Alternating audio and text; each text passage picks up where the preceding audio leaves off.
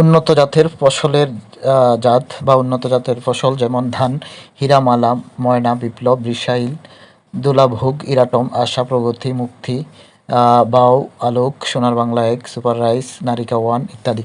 গমের মধ্যে রয়েছে বালাকা, দোয়েল, শতাব্দী, অগ্রণী, সোনালিকা, আনন্দ, আকবর, কাঞ্চন, বরকত। ভুট্টার মধ্যে রয়েছে বর্ণালী, শুভ্রা এবং উত্তরণ। তেলবীজের মধ্যে রয়েছে সফল, অগ্রণী, কিরণী, ডিএস ওয়ান। তুলার মধ্যে রয়েছে ডালফোজ এবং রূপালী। তামাক হচ্ছে সুমাত্রা ও ম্যানিলা। আলুর মধ্যে রয়েছে ডায়মন্ড, কার্ডিনেল, কুরফরি এবং সুন্দরী।